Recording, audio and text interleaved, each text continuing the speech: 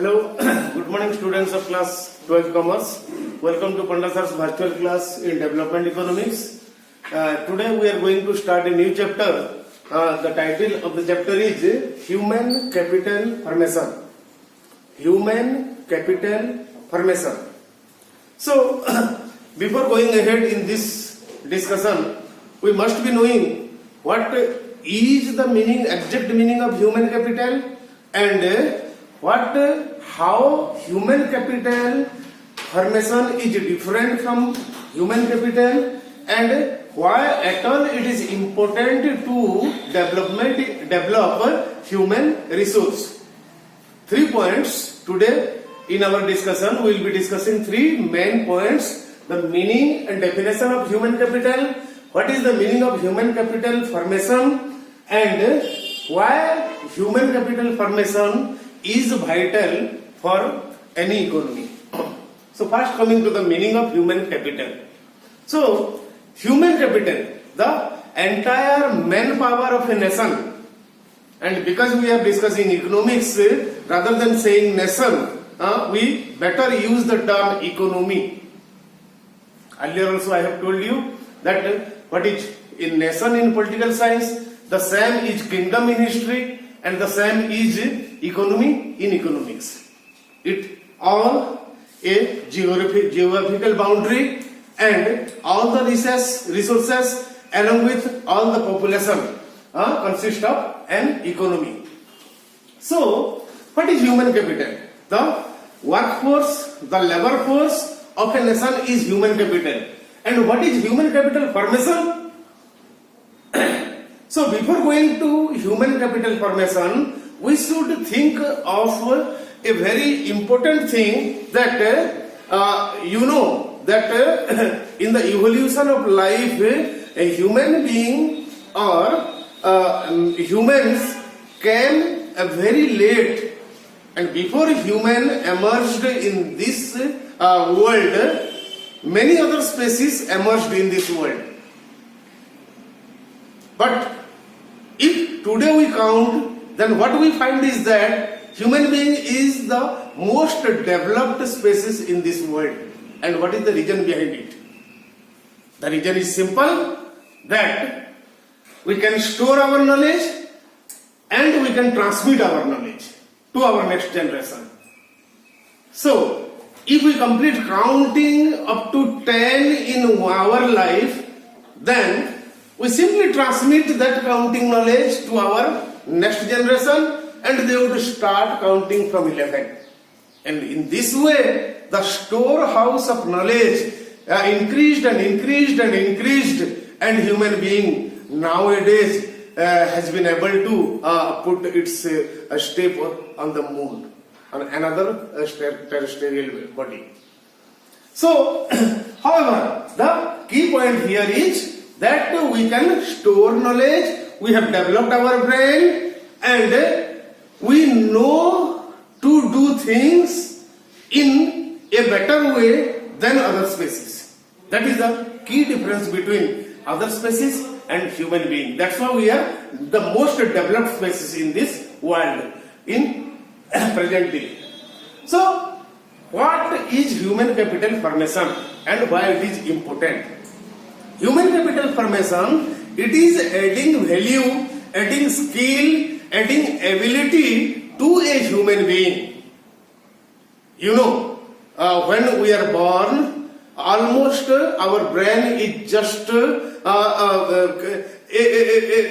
something like a blackboard where nothing has been written. And throughout our life, we go on collecting information, skill and experience and expertise, and that makes us a better human being, a more skilled labor. In strict economics term, if we say, then we become skilled when we add value, when we add knowledge, when we add skill to us. And that is only possible in the process of human capital formation. And after knowing that what is human capital and what is human capital formation, so because we are studying economics, and especially development economics. And our key point of our study is how an economy achieve development. And when we speak about development, it is strictly material development, nothing like spiritual development. Material development means more GDP, more national income, more per capita income, more production. So, what are the ingredients of human capital formation? That is, what exactly we can do to add skill to a common human being so that he can do things in a better way. And here we are discussing here in points. The first point being expenditure on education. Education is key to success, to development, to growth, whatever you say. When we get education, we get a different skill and our ability enhances. So education is the key thing, that the first requirement, that the foremost requirement in human capital formation. Next, expenditure on health.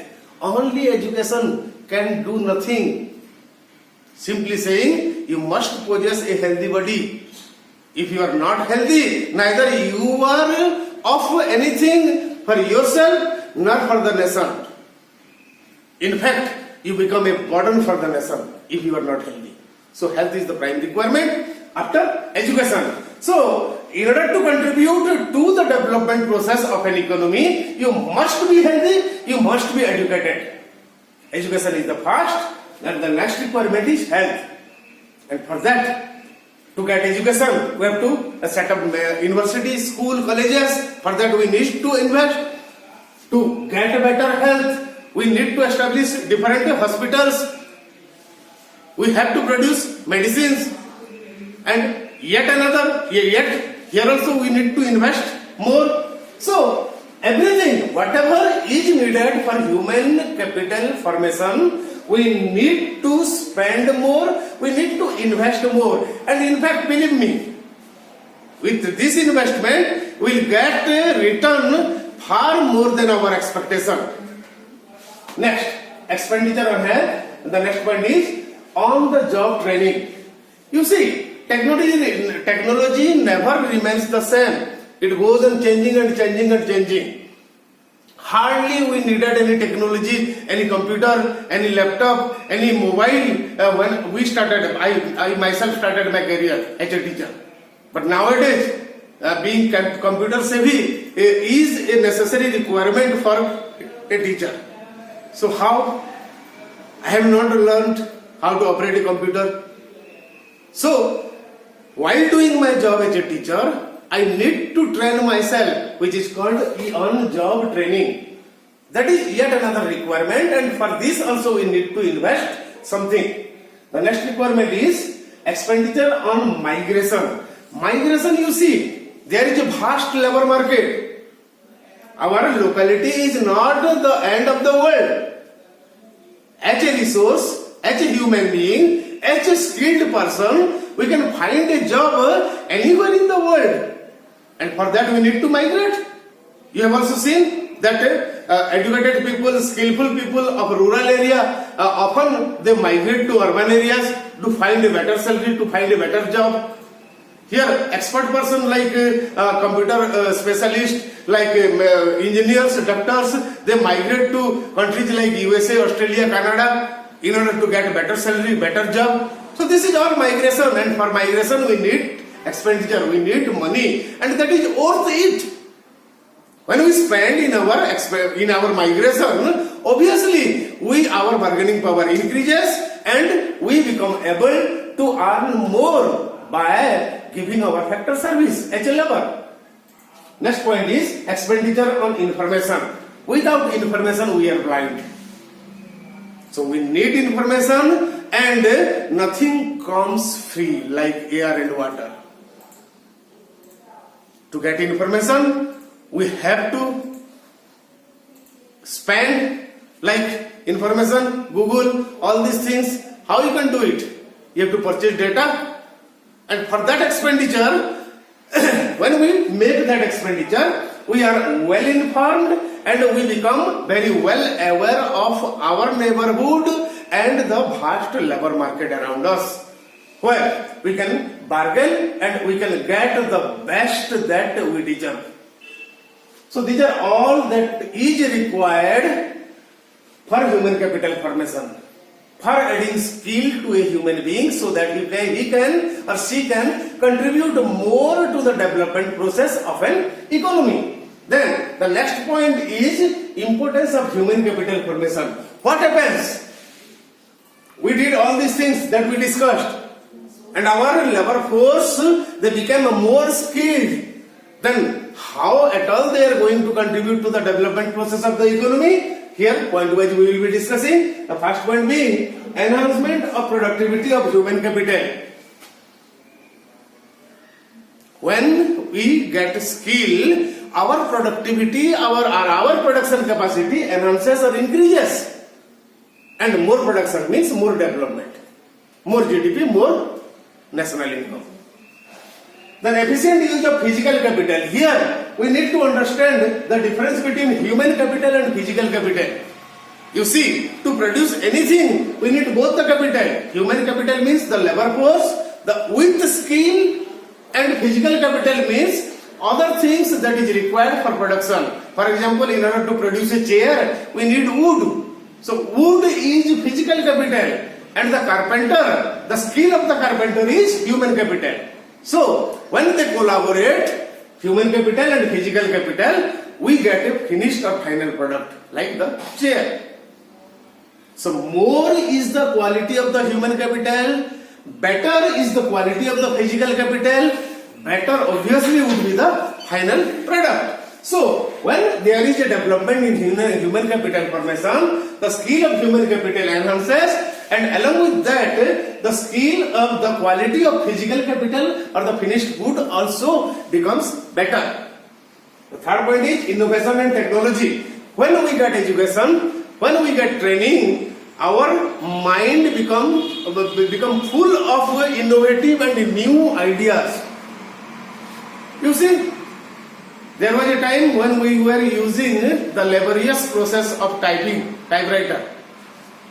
And now you see how the system got revolutionized when we invented computer.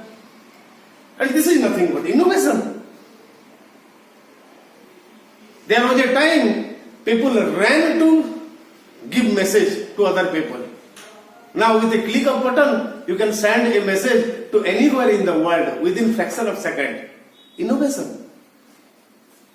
So when human beings get educated and training and information, then obviously they become more innovative, and a newer idea means adoption of better technology and less cost, more production, more GDP, more development, more growth. Next point is key role in development strategy.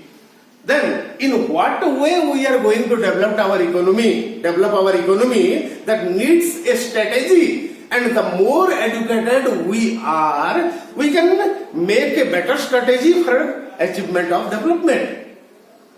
Then improvement in quality of life. Obviously, with better knowledge, with better training, better skill, with better salary, with better technology, our way of life, our quality of life would obviously increase. And the last point is better change in attitude. So with all these positive things, obviously we are going to get or inherit a positive attitude, which is again the key for development.